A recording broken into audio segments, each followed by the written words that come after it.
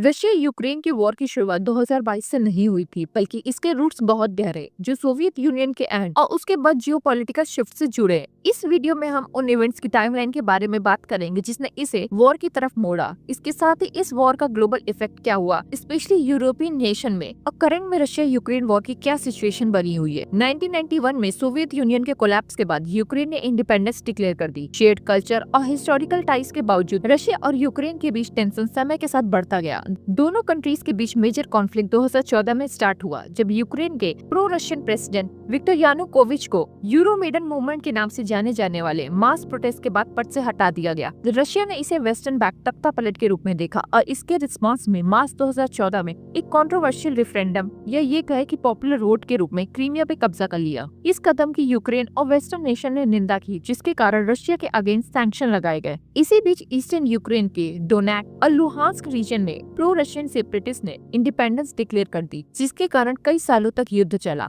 इसके बाद 2021 में जब रशिया ने यूक्रेन बॉर्डर पर ट्रूप्स को इकट्ठा करना स्टार्ट कर दिया, तब वेस्टर्न इंटेलिजेंस ने आने वाले इन्वेजन के लिए वार्न किया। डिप्लोमेटिक एफर्ट्स के बावजूद 24 फरवरी 2022 को रशिया ने यूक्रेन पर full scale military invasion launch कर दिया। प्रेसिडेंट व्लादिमीर पुतिन ने इसे स्पेशल मिलिट्री ऑपरेशन के रूप में जस्टिफाई किया, जिसका एम डीनाजिफिकेशन और रशियन स्पीकिंग पॉपुलेशन को प्रोटेक्ट करना था। इनिशियल असॉल्ट में रशियन फोर्सेस कीव की ओर बढ़ रही थी, उन्हें जल्दी विक्ट्री की उम्मीद थी। हालांकि यूक्रेनियन रेजिस्टेंस और वेस्टर्न मिलिट्री एड के कारण रशिया को कैपिटल रीजन से पीछे हटना पड़ा और ईस्ट और साउथ पर फोकस करना पड़ा। इस वॉर ने मोस्ट इंटेंस बैटल भी विटनेस की, जिसने मारियोपोल सीज इंक्लूडेड है, जहां रशियन फोर्सेस ने महीनों की लड़ाई के बाद इवेंचुअली कंट्रोल हासिल किया। वेस्टर्न कंट्रीज ने रशिया पर सीवर इकोनॉमिक सैंक्शन इम्पोज कर दिए, जबकि यूक्रेन को हिमार्स और टैंक जैसे एडवांस वेपन सप्लाई करने लगे। यूक्रेन ने नाटो मेंबरशिप की भी मांग की, जिसका रशिया ने स्ट्रांगली अपोज किया। हालांकि नाटो ने ट्रूप्स नहीं भेजा, लेकिन इंटेलिजेंस, ट्रेनिंग और बिलियंस ऑफ डॉलर की मिलिट्री एड प्रोवाइड किया। सैंक्शन रशिया के अगेंस्ट वेस्ट का प्राइमरी वेपन था। US, European union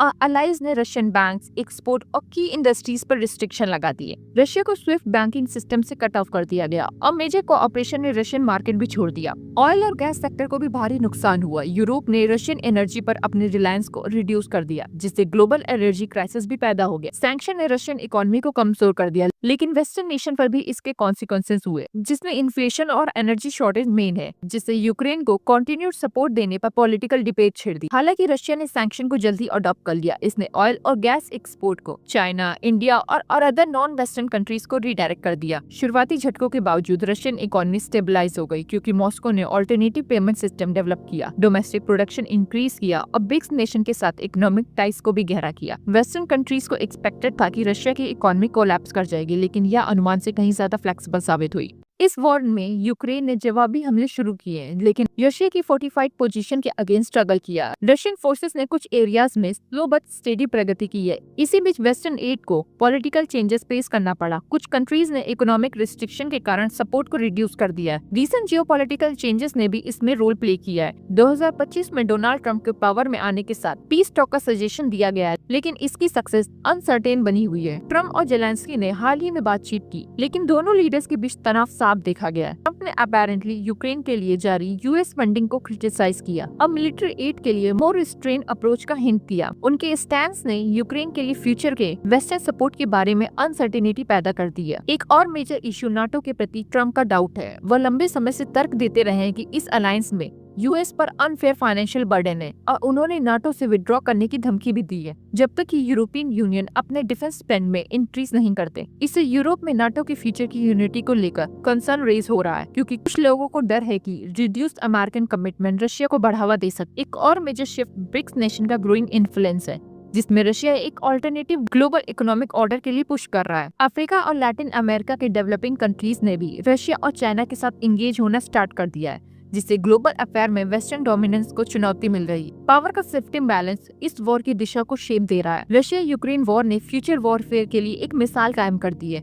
advance military technology के सामने ट्रेडिशनल लार्ज स्केल इन्वेशन कॉस्टली और लेस इफेक्टिव साबित हो रहे हैं। इस कॉन्फ्लिक्ट में एआई ड्रिवन ड्रोन्स और साइबर वॉरफेयर ने क्रूशियल रोल प्ले किया है और फ्यूचर वॉर्स में कॉम्बैट में ऑटोमेशन और आर्टिफिशियल इंटेलिजेंस पर और भी अधिक निर्भरता देखने को मिलेगी। रशिया और यूक्रेन दोनों ने एनिमी कम्युनिकेशन और ड्रोन ऑपरेशन को डिस्टर्ब करने के लिए इलेक्ट्रॉनिक वॉरफेयर का यूज किया है। सैटेलाइट जैमिंग और साइबर अटैक्स ने इंफ्रास्ट्रक्चर को टारगेट किया है, जो डिजिटल बैटल ग्राउंड की ओर शिफ्ट का संकेत देता है। दुनिया भर के देश अब साइबर डिफेंस और ऑफेंसिव कैपेबिलिटीज में भारी मात्रा में इन्वेस्ट कर रहे हैं। एक और transformation smaller higher mobile combat unit की ओर शिफ्ट है, जो एआई ड्रिवन वेपन द्वारा सपोर्टेड है। लार्ज मिलिट्री डिप्लॉयमेंट के बजाय फ्यूचर में सटीक गाइडेड मिसाइल, रोबोटिक सोल्जर्स और डिसेंट्रलाइज्ड कमांड स्ट्रक्चर के साथ लड़ा जा सकता है, ताकि ह्यूमन कैजुअलिटीज को मिनिमाइज किया जा सके और इफिशिएंसीज को मैक्सिमाइज किया जा सके। यूक्रेन कॉन्फ्लिक्ट ने एक न्यू ग्लोबल आर्म रेस को बढ़ावा दिया है, जिसके कारण कंट्रीज मिलिट्री स्पेंडिंग बढ़ा रहे हैं। एआई और मशीन लर्निंग को डिफेंस स्ट्रेटेजीज में इंटीग्रेट किया जा रहा है, जो एक ऐसे युग की शुरुआत को दर्शाता है जहां वेपन्स में